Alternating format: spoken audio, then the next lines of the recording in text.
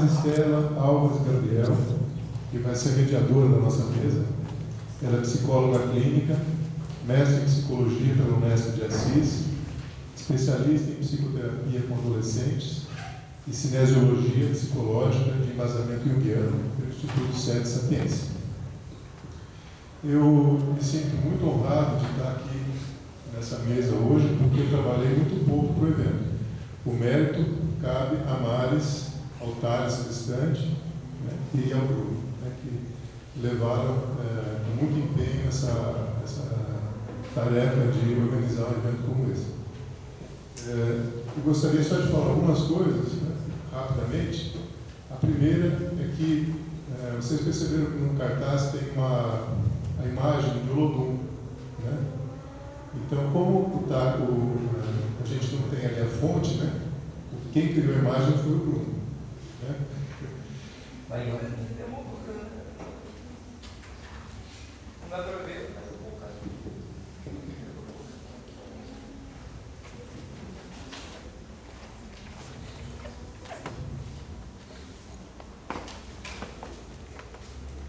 O curador ferido é uma imagem, um símbolo muito querido dos psicólogos, né? Porque é um símbolo que está presente em outras culturas, né? Em outros momentos históricos, daquele que está machucado, está ferido, né? Sente uma dor e que faz dessa dor algo em função do outro, transforma essa dor em cuidado.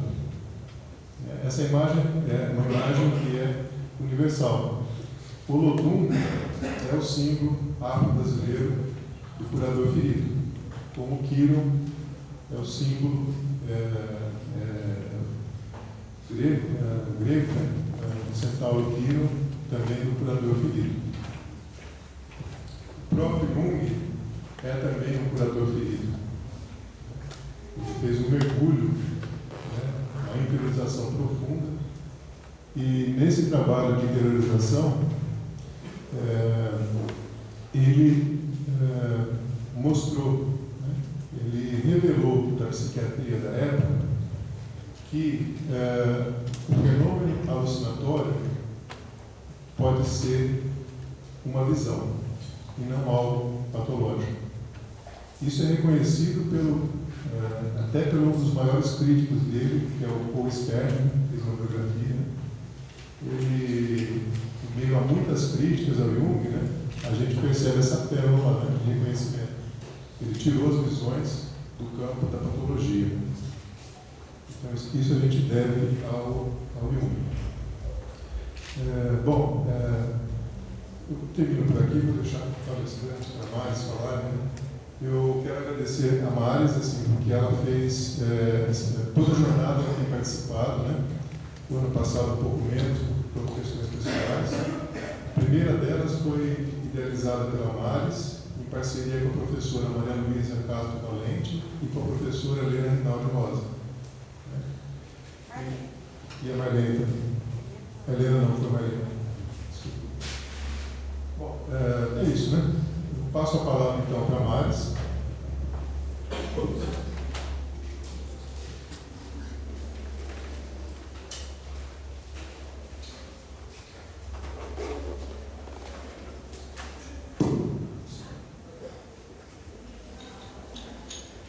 Boa noite, gente. Bom, nós também precisamos lembrar de agradecer os nossos patrocinadores, né? Que são o Café Raol, ou Raol Café, aquele café delicioso que tem ali na esquina da Praça da Catedral, e o Restaurante Ravena, né?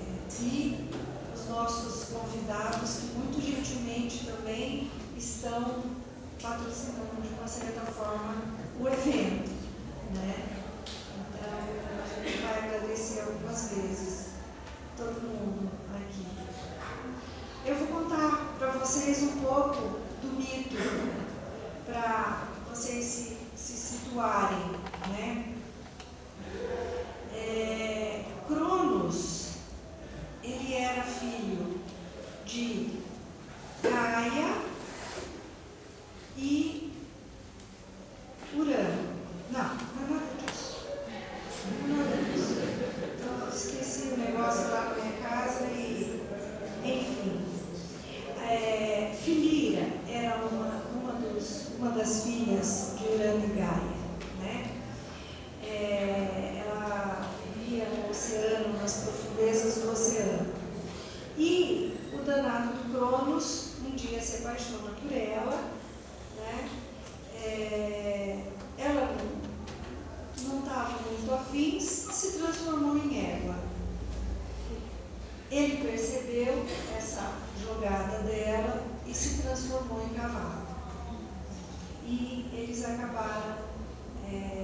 fazendo um filho que era metade homem e metade cavalo, metade animal.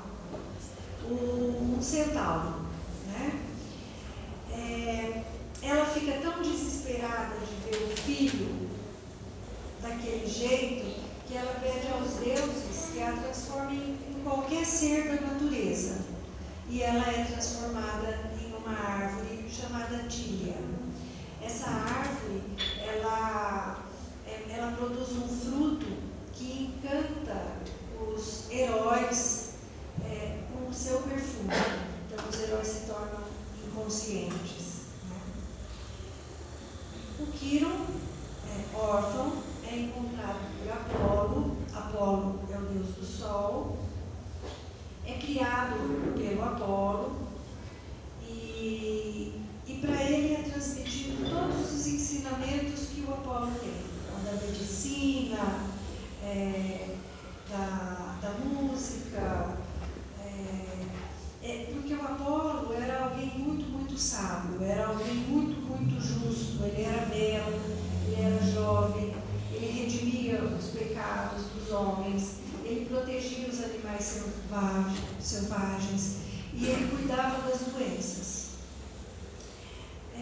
O Quiron, ele, na verdade, representa essa dualidade do homem, né? A nossa dualidade, a dualidade humana. Ele é capaz de lidar com o instintivo e com o espiritual. Ele convive em equilíbrio com as duas partes, né? Mas, para encontrar esse equilíbrio, para encontrar essa paz, ele tem que se tornar muito sábio. Ele tem que se aceitar como verdadeiramente ele é. Né? Ele é professor, o Quiron é professor de vários heróis, e dentre eles,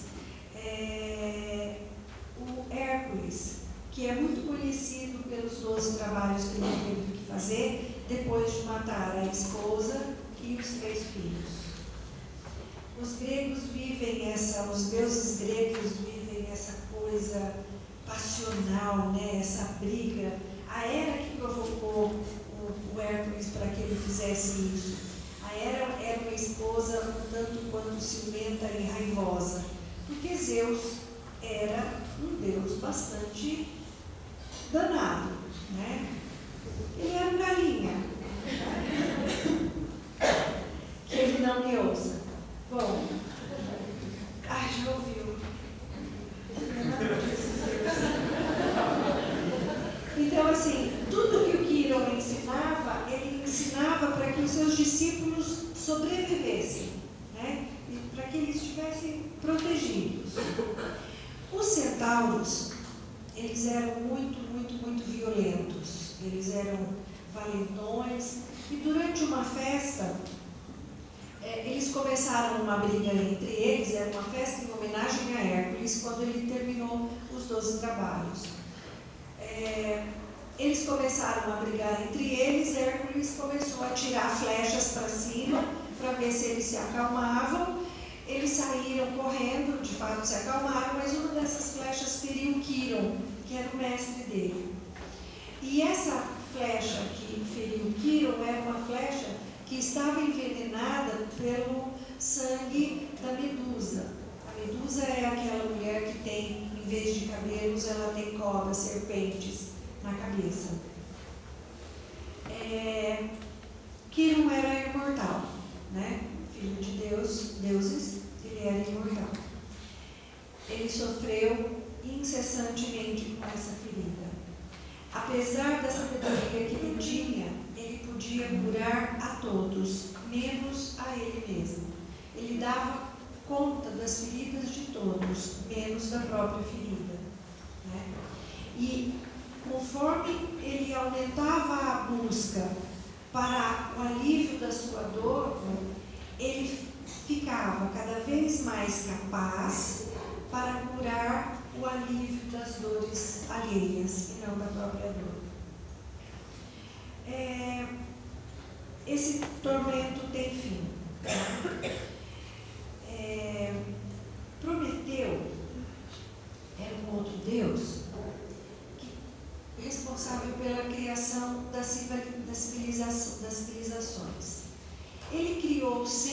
barro, né? E roubou de Héstia, uma outra deusa, um fogo que fazia com que esses seres de barro se tornassem humanos. Zeus tinha muito medo de perder o controle, de perder o poder. Como castigo, ele pegou Prometeu, amarrou no cume de uma montanha e todo dia um grifo vinha e comia o seu fígado. À noite, esse fígado se reconstituía, porque ele era um deus. E ele só poderia se livrar deste tormento se um outro deus ficasse no seu lugar, né? Quiron se propôs a ficar no lugar de Prometeu. Na verdade, não era bem ficar no lugar de Prometeu. Esse que ficaria no lugar dele deveria ir para os Tártaros. O Tártaro é um lugar que é abaixo do Hades, abaixo dos infernos. Para lá iam os criminosos mais potentes do Monte Olimpo, né? E Quiron trocou então de lugar com Prometeu. Prometeu ficou livre daquela desgraça toda, né? E Zeus vai para o Tártaro. Só que, Quiron vai para o Tártaro. Só que Zeus se compadeceu dele, né? E o fez imortal, transformando-o na constelação de Centauro, que hoje, sincronicamente, está bem aqui em cima da Unesp, em cima ali do bosque, ali do prédio da PSI. Está lá, o Centauro está lá. Quando o Quiron é ferido pelo discípulo, começa aí a se constelar a simbologia do curador ferido, né? E ganha uma força tremenda, né? Tal como Quiron, a gente também precisa ir atrás das nossas feridas, né? Ir atrás do nosso desenvolvimento. E o medicamento que a gente precisa é muito individual. Não existe um manual, não existe uma palavra, não existe nada que seja igual para cada um.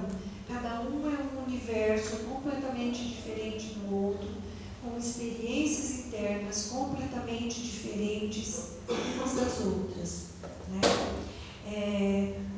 O que a gente necessita é aprender a lidar com esse instintivo que é o que nos orienta, né?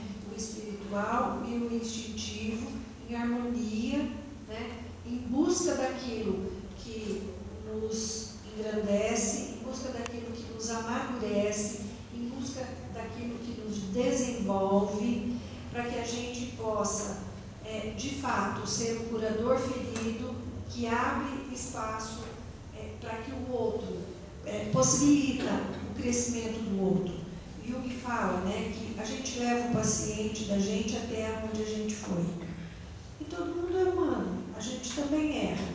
A gente se diverte, a gente se entristece e a gente precisa se conhecer, né, para que a gente possa lidar com aquele que está na nossa frente, dividindo com a gente o sofrimento, né? O desfecho desse mito mostra bem essa necessidade de interiorização, né? De descobrir essa ferida que existe dentro de nós. Às vezes a gente passa na vida e ainda não é capaz de descobrir, mas de pouquinho em pouquinho a gente vai sabendo como que a gente age e reage frente a determinadas situações, né? E a coisa mais bonita do curador ferido é quando a gente se torna facilitador para que o outro que também é um curador ferido, para que o outro possa entrar suas dores internas e descobrir maneiras de buscar o alívio para as suas dores. Então, o curador ferido, que é o facilitador, né, é a grande glória de todos os terapeutas, né?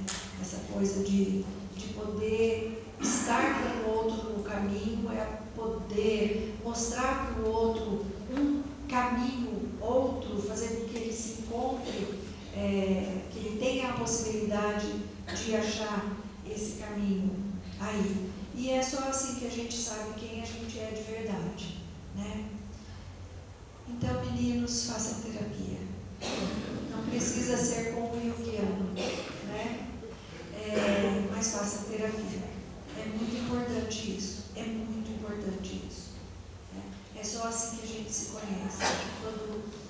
Todo dentista escova o dente. Por que o psicólogo não faz terapia? Não é? Eu adoro esse exemplo. Então, a gente precisa se conhecer, a gente precisa saber lidar com as nossas dores e com as nossas dificuldades. Sejam muito bem-vindos nessa jornada. É um prazer imenso estar aqui com vocês. E vamos lá. Antes de passar a palavra para o Bruno, eu gostaria também de lembrar que eu esqueci de fazer o agradecimento para a direção da FCL, que promoveu o evento, né, com ajuda financeira, e o CPPA, né, que também colaborou aí com a... Eu passo a palavra para o Bruno. Boa noite. Ano passado eu estava falando com uns amigos que me conhecem, organizou um evento comigo ano passado, e estava falando para eles, nunca mais na minha vida eu organizo evento, isso nunca, é algo estranho, mas hoje estou aqui. Interessante. Essa ideia desse evento é algo que pode ter um tipo de potência que vai além dos universidades. Ano passado a gente fez uma mesa, que é a aula da cidade, então é uma forma que a gente tem de respirar. E esse evento é uma tentativa aqui com o Jorge, né, que a Maris falou sobre os deuses gregos, e o Jorge vai ter a nossa oportunidade de falar sobre os deuses, os orixás urubás. Para mim é um grande privilégio, para todos nós, temos uma visão alternativa, né, das divindades aqui que tem na África. Eu conheci o Jorge no Instituto de Junguiano em São Paulo, apresentando o trabalho, e ele foi um convidado assim, muito honrado por estar aqui, principalmente por falar sobre regiões brasileiras. Né? Eu agradeço ter esse espaço para falar sobre o assunto que é tão deixado de lado, tem um horário meio preconceituoso. Né? Falei que eu não ia conseguir parar de fazer esse evento, porque eu gosto de andar bastante, eu gosto de andar e ter encontros, né? Um encontro muito bom foi o do Jorge, então por isso que nós estamos aqui hoje. E falando sobre terapia, a terapia está muito além do set terapêutico, né? Eu ia falar bem rápido para dar tempo para o Jorge escorrer a fala dele, né? Eu ia compartilhar um ponto pessoal, que geralmente eu gosto de tocar saxofone à noite, estou treinando, né? Faço essa noite sozinho. E teve um dia que eu estava andando, estava uma rua muito bonita, e eu gosto de conhaque e cigarrilha. Eu pensei que hoje é um dia muito bom para tocar saxofone naquele lugar que eu sempre toco, com uma cigarrilha e um copo de conhaque. Inclusive, eu tinha conhaque, fui até o Vicente, né, com o Maurício lá. Eu peguei o copo de conhaque, fui até o lugar que eu gosto de sentar, ficar em paz sozinho, olhar a lua e tocar saxofone. Quando eu estava indo, tinha um senhor sentado no banco, exatamente no banco que eu gosto de sentar todos os dias à noite para tocar saxofone. Aí eu falei, caramba, hoje é o dia que eu quero tocar saxofone, fumar cigarrilha e ficar ver a lua. Aí dá, o cara tá sentado no lugar que eu gosto de ficar sentado. Tudo bem. Sentei do outro lado. Aí eu sentei, aí eu pensei, tudo bem, vamos lá. Comecei a tocar. Eu estou aprendendo, o som não sai, não sou muito nem nada. Aí esse senhor levantou, sentou perto de mim. Eu fui uma forma meio agressiva, falei, pô, esse copo de conhaque é meu, esse cigarrilha também é minha. Foi o meu estilo com ele. Depois ele falou, não filho, tudo bem, só quero te ouvir. Aí eu pensei, então, eu gosto de tocar sozinho. Mesmo assim, eu gosto de tocar sozinho. Um muro assim, de arrogância extrema. Aí ele falou, não, depois olhou para mim, não se preocupa, eu não vou te julgar, as pessoas não estão te julgando, a gente vai tocar. Eu tinha explicado que eu gosto de tocar sozinho, estou aprendendo. Ele falou, não, por que você está sozinho? Pode estar, eu estou aqui para te ouvir. E você tocando agora me fez bem. Isso me fez bem. Aí acabou me desmontando. Aí eu larguei toda aquela mulher, deixei o saxofone de lado, falei, qual é o seu nome? É um nome estranho, não lembro o nome dele. Eu ofereci o copo de conhaque com uma cigarrilha. Isso que eu estou falando isso de como a gente pode captar, desenvolver algo interior com um encontro simples, né? Não é necessariamente algo fechado ou quadrado, não. Um tipo de encontro com alguém que te promove o pensamento e reflexão. A pergunta desse senhor foi para mim, por que você está sozinho? E eu falei, eu gosto estar sozinho. Aí depois, ele desmontou, falou, não, ninguém vai te julgar, não precisa ter medo. Foi isso. A minha fala é mais ou menos essa. Agora, por favor, Jorge.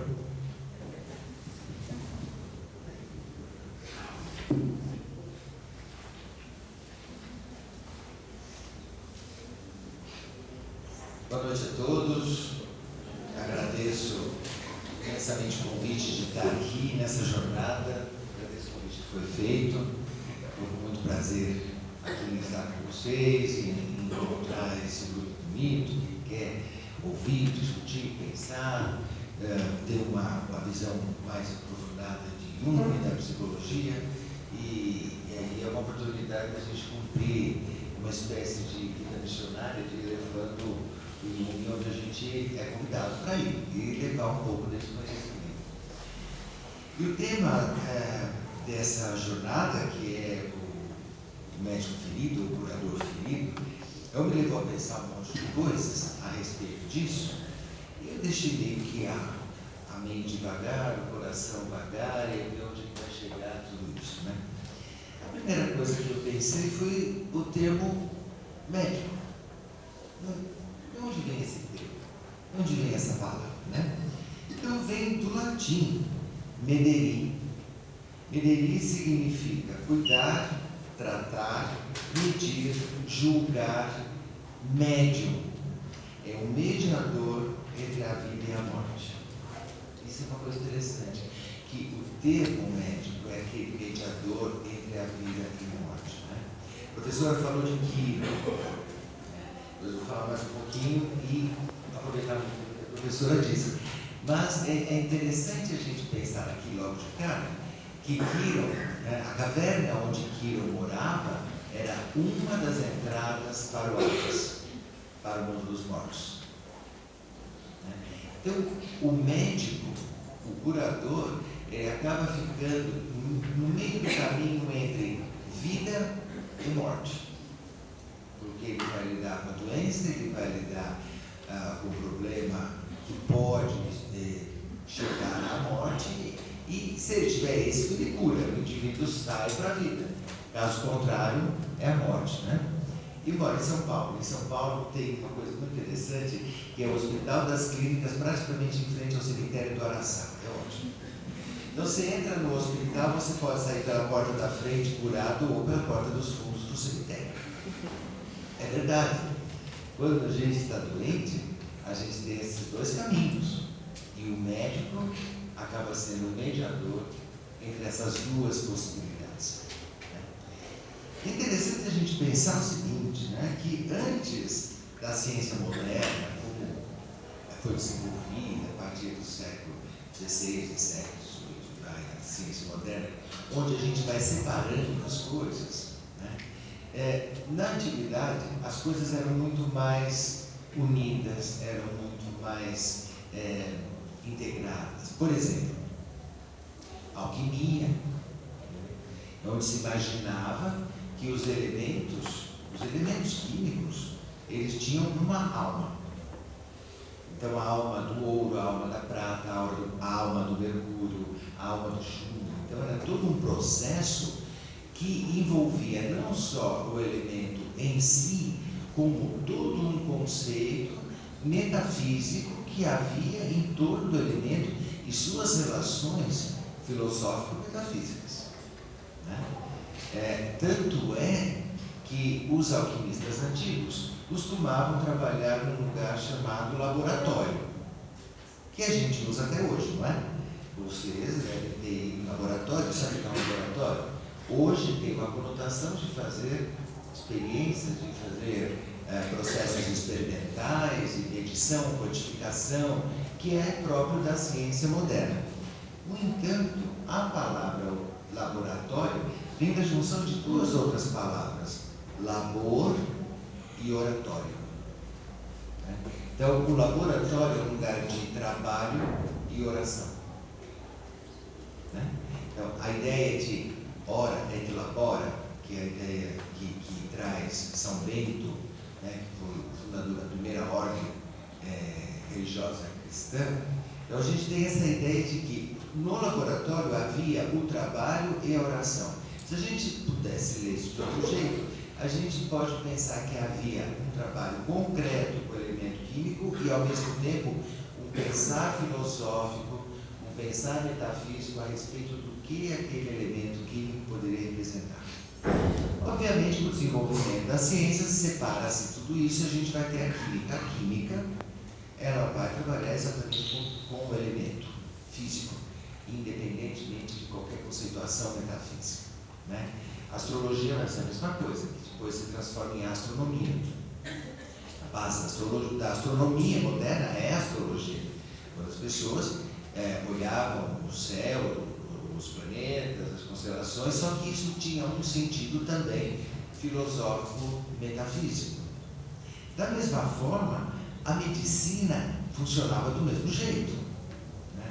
Havia toda uma conceituação não só fisiológica, não só um olhar para o corpo e para os mecanismos bioquímicos do corpo, mas um olhar para o conjunto também filosófico, metafísico deste corpo que reagia de um jeito ou de outro a condições externas ou internas.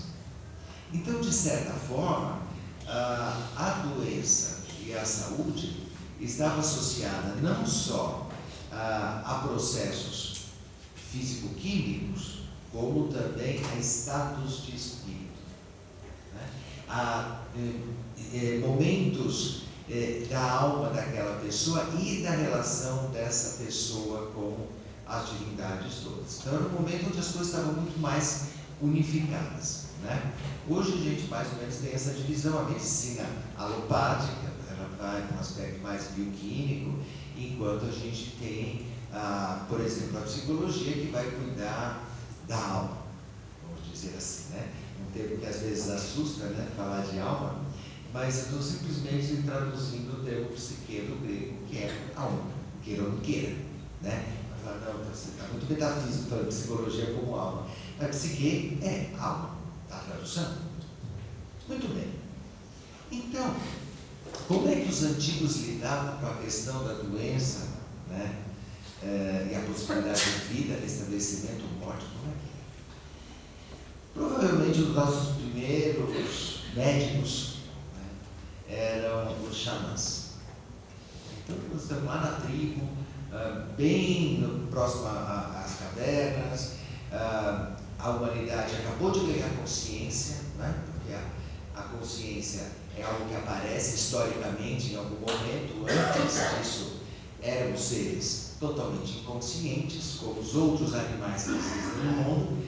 Né? O que nos diferencia deles é o fato de termos consciência autoreflexiva. Só isso. O resto, nós somos muito iguais. Então, a consciência autoreflexiva, que me possibilita saber que eu sou eu, você é você, e a gente sabe que é um cachorro e que um cachorro não é um gato, essas classificações que deram origem à consciência, é o que vai nos separar dos demais animais. Muito bem. Nesse momento que a gente acabou de ter uma consciência autoreflexiva, né, vai surgir a figura do xamã. Quem é essa figura? É um indivíduo que ele tem uma certa sensibilidade um pouco maior do que as outras pessoas e ele pode transitar no mundo dos espíritos, no mundo dos deuses, no mundo dos ancestrais. E ele pode, nessa transição, onde ele vai para esse mundo, que hoje, do ponto de vista analítico, a gente chamaria mundo do imaginário, o mundo do inconsciente, inconsciente coletivo, né, que era entendido como o mundo dos espíritos e dos ancestrais. Nessa transição, ele pode trazer orientações e informações para nós aqui. Né? Então, imaginamos, somos uma tribo, somos um grupo, e aqui o xamã, né, que é uma pessoa que tem um certo chamamento para isso, através de sonhos ou experiências, e aí o xamã mais antigo vai treiná-lo nesse caminho de se tornar um xamã. Ele vai trazer informações para a gente, como nós vamos ter seca, nós vamos ter muita chuva, inundações, o lugar melhor para caça vai ser tal lugar, ou vai ser aquele lugar. Provavelmente nós vamos ter um encontro com uma tribo que pode fazer uma guerra, ou resolver problemas de estruturação da própria tribo, além de fazer rituais de cura.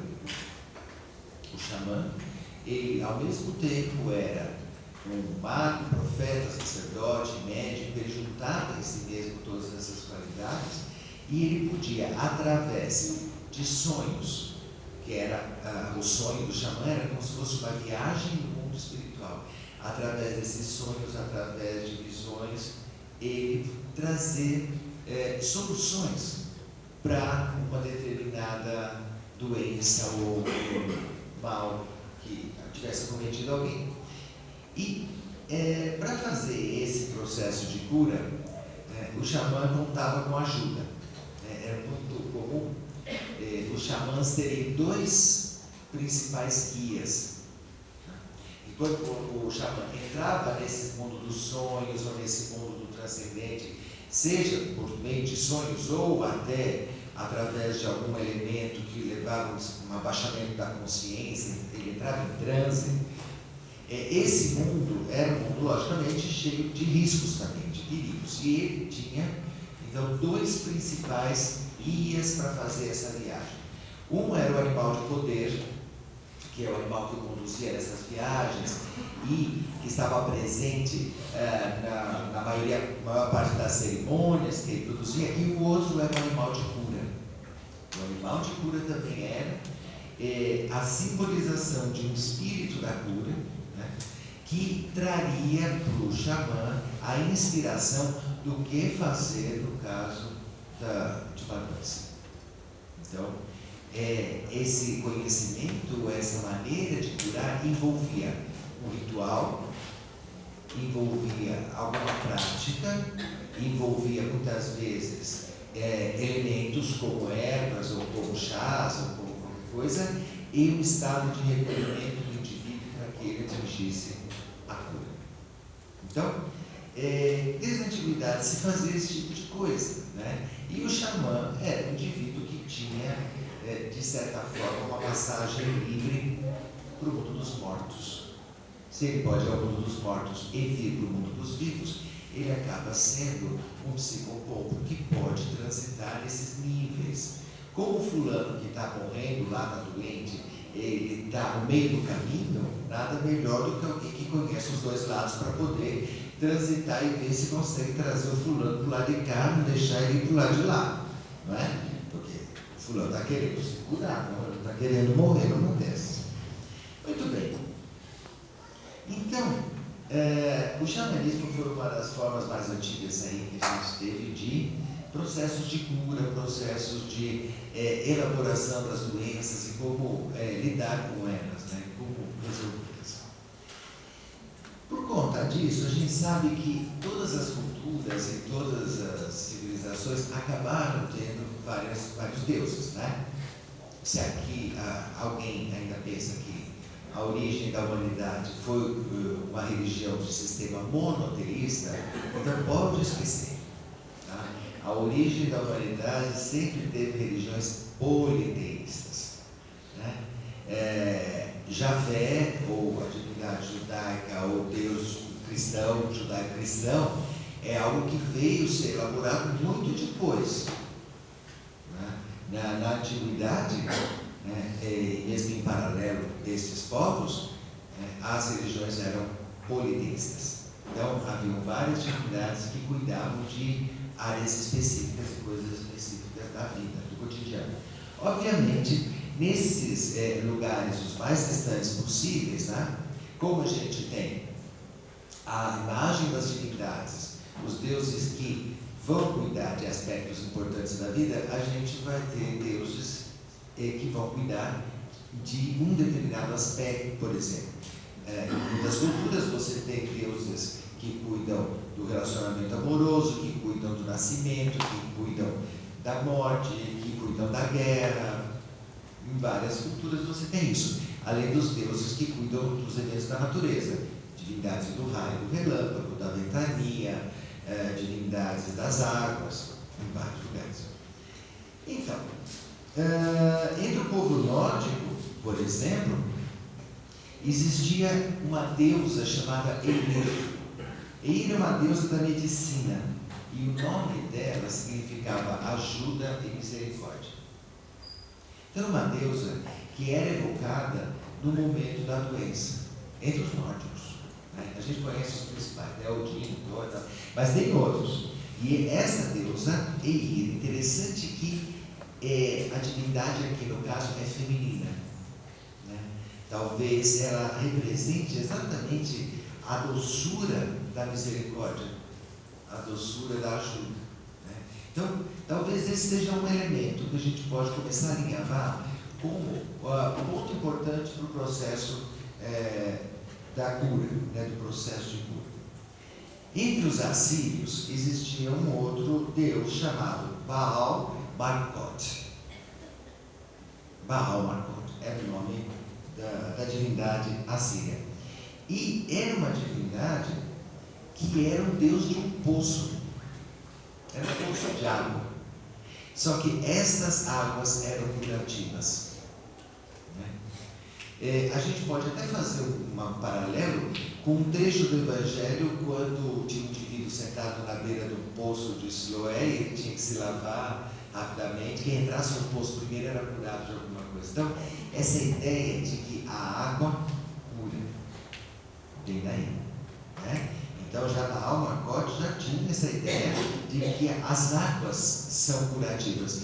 Eu estou falando aqui isso bem antes de Abraão nascer, bem antes de começar a estruturação da visão judaica de Deus. Entre os sumérios tinha Baba. Baba, de novo, uma deusa, era uma deusa mãe, que era a senhora da abundância e ao mesmo tempo da guerra. Então, provavelmente, entre os sumérios, a gente podia ter a ideia de que onde há abundância, provavelmente não há doença. Talvez a ideia de que se uma pessoa bem alimentada, bem cuidada, dificilmente ela vai ficar doente. Agora, quando há escassez, quando há falta de recursos, a doença campeia. E a gente vê isso nos dias de hoje, muito longe, Não precisa ir lá na Supéria para ver esse tipo de coisa, a gente sabe. Então, já temos ajuda, água e abundância como elementos associados à cura. Na Arábia, existe uma outra divindade chamada Basamum. Basamum era um deus da cura também. Ele vinha e curava. E do nome dele, Basamum, é que vem a palavra bálsamo. Bálsamo é aquele elemento que é acalmador, que apazigua, que tranquiliza. Então, mais um elemento aqui na nossa lista dos elementos importantes que o curador deve ter consigo. Na Índia, existia um mestre da medicina, Vaisajaguru, era o nome dele, Vaisajaguru. Na verdade, essa divindade, ou esse mestre, ele era uma representação de Siddhartha, do Siddhartha Gautama, do Buda. É uma representação que surgiu a partir do século IV depois de Cristo. E o que é interessante para a gente pegar dessa figura, que é um Buda da cura, é que ele carregava na mão uma fruta amarga. Aqui a gente tem mais um elemento interessante, o amargor como remédio. É muito comum a gente ouvir falar, desde crianças, avós, esse remédio é amargo porque é bom, é amargo porque cura, Você está com uma ressaca desgraçada, você vai, toma chá de noz, é ruim demais, Mas chá de noz ajuda, vai curar a ressaca, o boldo, do fígado. Quem já comeu boldo aqui, É amargo demais. Mas é a ideia de que o amargo é um bom remédio. E isso já vem lá de trás, essa imagem, de que Muitas vezes os remédios mais amargos são os melhores curativos. Se a gente transpor isso para a psique, tirada do corpo e colocar na psique, todo encontro com a sombra é amargo pra caramba. Né? Encontrar a sombra, aquele lado que eu não quero ver em mim mesmo, como é amargo isso, né? Mas é um remédio. É um remédio. Né? É o que vai trazer, muitas vezes, a resolução de um conflito interno imenso, né? Entre pessoa e sombra. É um remédio amargo. Entre os astecas, existia uma divindade chamada Patectra. Esse Patectra, ele era o senhor da raiz de Pulque. Isso é uma outra coisa interessante. Essa planta, essa Pulque, era uma planta onde os astecas recolhiam a raiz, fermentavam a raiz e faziam uma cerveja. E era uma cerveja utilizada em rituais de cura. Aqui a gente meio que retoma um pouco a ideia do xamã, né? Você tomando essa cerveja, experimentado dessa raiz, né, entra num estado alterado de consciência. E nesse estado alterado você pode encontrar a cura da sua doença. Né? O que remonta de novo a ideia do xamã de um estado alterado que vai buscar a cura, né, do seu problema, que não deixa de ser um remédio. Então, a raiz, o fermentado da raiz, é um remédio também, como a fruta amarga. Só que no Buda, a fruta é amarga. Aqui, ela entorpece um pouco. Ela tira você da rigidez da consciência. Né? Muitas vezes, o processo de cura se dá dessa maneira, né? Enquanto a consciência está pensando que não, eu estou doente por causa disso, por causa disso, por causa disso, a necessidade de você amortecer um pouco isso para ver outras possibilidades, outras coisas que podem estar influenciando a sua doença. Né? Em outras palavras, é você abrir a percepção, né? Porque a consciência às vezes foca tanto no ponto que não consegue pensar em outras coisas. E quando você dá uma entorpecida na consciência, né, seja no caso aqui deles por conta da cerveja, seja por conta do sonho, seja por conta da fantasia, você pode encontrar outros caminhos que vão apontar elementos importantes no seu processo de adoecimento, que é o que a gente faz em terapia. Né? Então, veja, tem um monte de divindades ou seres divinos que estão associados com a ideia da cura, né? E esses elementos são importantes. Ajuda, né? Que é o acolhimento, a água, a abundância, bálsamo e o remédio. Eu vou retomar isso aqui mais para frente. Por enquanto, vamos seguir. Né? Aí a gente pode chegar, então, nos gregos, né? Como a professora falou, de Apolo. Né? E o interessante é que Apolo tinha dois elementos opostos. Ele tinha as flechas terríveis que matavam, mas em seu cetro tinha uma serpente. E a serpente era a representante da cura.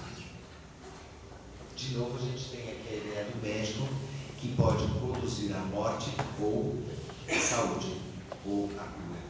Então, as flechas de Apolo são fatais. Até o próprio Quirón, coitado, que sofreu com isso, né? Mas ele também carrega a serpente. Aquela serpente que aparece no brasão do médico é essa aqui. É a serpente de Apolo, representante da cura. Por quê?